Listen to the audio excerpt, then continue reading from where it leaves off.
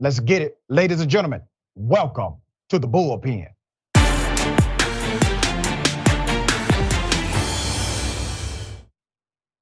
She's back. We have Dr. Tiffany Lloyd, known as Dr. Tiff by everyone. Remarkable individual, social scientist, beautiful inside and out. Always good to have you on the show. How are you?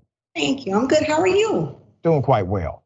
Now, I'm doing even better because I'm seeing the implosion of the Republican Party, and rightfully so, for backing a serial liar, for allowing the destruction of the nation, while at the same time telling us that we're wrong, that somehow those on the left are just wrong about Donald Trump. Now they're saying, no, we were actually right. So we're gonna talk about Chris Christie and his campaign and what Trump is saying about him and what he's saying about Trump. And then let's get into the Donald Trump dynamic where Trump fights himself almost every day. So what are your thoughts? What's your sentiment about Chris Christie and his campaign being completely adversarial to Donald Trump?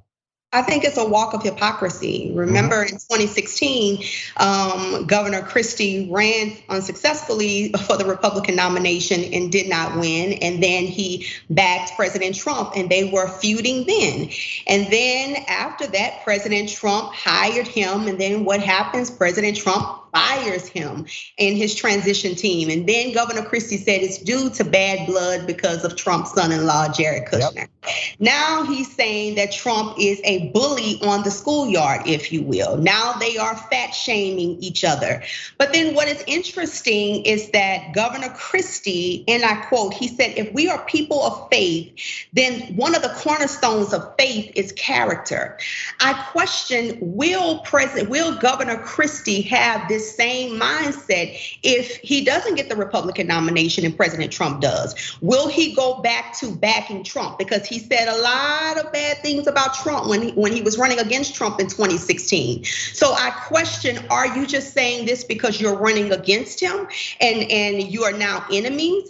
Are you gonna have a different tune if President Trump is the Republican nominee? Because believe it or not, President Trump still has a strong base. Yeah, you make a great point, and I actually caught this also when he made that impromptu speech about character. And wait a minute, sir, you hand-delivered Donald Trump. You took out Rubio on his behalf. You were the leader of the transition team. You wanted a position of power. You did not get it. You were basically silent for years, telling us we were wrong about Donald Trump. But you hit something quite fascinating. I want to explore it for a moment. Everybody talked against Donald Trump in 2016. Yeah. All of the Republicans had an antithetical message to Trump, including Lindsey Graham. Yes. So now the question you pose is so relevant because is Chris Christie going to do the exact same thing he did in 2016, being adversarial to Trump while there's a campaign, but then Trump gets the nomination? And all of a sudden, Trump is a Christian evangelical, right? So how do you think this plays in the context of Republican voters trusting Chris Christie at any level? You know, I think it's hard because one thing that I've noticed about both of them is that they always use God when it's so convenient, right? That's just like everyday church people. We want to use God when it's convenient. But if you're going back to Governor Christie's words about showing character, well, then my message would be to Governor Chris Christie is let your yes be yes and let your no be no. That's right. And also the good book tells us that a double-minded man is unstable in all his ways. So the American people are watching you. How can we trust you if 1 minute you are attacking Trump, but then when President Trump is now in the forefront, then you come back and endorse him? This seems like this is a pattern of Governor Christie. So it's hard for the American people to trust you when you're not consistent in what you're saying. I think there's no honor in any of them. I don't think there's honor in Christie. I don't think there's honor in Donald Trump. I believe these individuals have mechanisms of power. They have avenues to get to that power. I think Chris Christie has simply chosen an avenue more so than a transformational dynamic has happened inside of him And all of a sudden he feels like he needs to save the world from Donald Trump because that sentiment was not there while he was working for Trump, nor was it there while Trump was president of the United States, still having access to power. Why do you think it's so difficult for Republicans to just simply check power? And I say this in all due respect.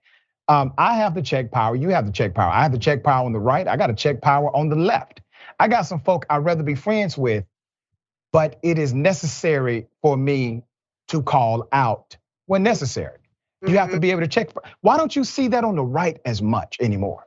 Because it's a lack of integrity. Because if I am your friend and if I love you, if I care about you, then it is my job to tell you, Dr. Richey, that you are wrong about something. Yeah. That doesn't mean that I am against you. It doesn't mean that I am your enemy, but true friendship, true leadership, it is our job to tell people what they need to hear and not what they want to hear. We are looking at individuals who are used to getting away with so much. And now that they are being called out, now that they are being exposed, it's like little children throwing a temper tantrum. Donald Trump obviously facing a lot of charges. You got Manhattan, you got the DOJ. You have Fulton County, Georgia. They're coming next with charges, I believe. And I think the DOJ is going to indict him again for his actions on January 6th. The indictment itself does not stop him from running for president. However, if he's convicted, it creates a significant situation. Number one, under the Espionage Act, there may be a caveat about holding public office or holding a position of public trust, but I think he may overcome that. Then it's the issue of being on the ballot. Because all Republican states have banned anyone who has a felony conviction from being able to actually vote or run for political office. They would have to literally change the law in order to allow him to get ballot access. What say you to that potential reality? I wouldn't be shocked if some of the Republican states, if not all of the Republican states, did change the law to make it convenient for President Trump. I think that we're living at a time where President Trump, it's amazing that President Trump is a man. For example, he encouraged police to be rough. He told police, don't be too nice to suspects. He said, don't worry about for people that are in custody hitting their heads on squad cars. But now that the tables are turned, ladies and gentlemen, this is a man now who plays the victim. This is a man who said he would not apologize for the Central Park Five of 5 wrongfully convicted African-American and Latino men who were wrongfully convicted of raping a woman. But now, ladies and gentlemen, under the sound of my voice, for this man to be the first president in our nation's history to be indicted on charges, now he is the victim. He didn't care. Now he's criticizing the police, but before then, he was telling police officers to not be nice to suspects. What happened to not having cruel and unusual punishment? So I say that I would not be surprised if Republican states like Texas, Kentucky, the states of Florida would not change laws that would make it convenient for them. So fascinating and honestly so true. Dear sister, always a pleasure having you on the program. Thank you for all you continue to do to advocate for communities who need it. How can people follow you, check out your great work? You can follow me on Instagram at tiffany.m.lloyd. You can follow me on Facebook at Dr. Tiffany M. Lloyd and subscribe to my YouTube channel at Jesus and Justice with Dr. Tiff. Thank you so much. Thank you. Looking forward to have you back. Thank you.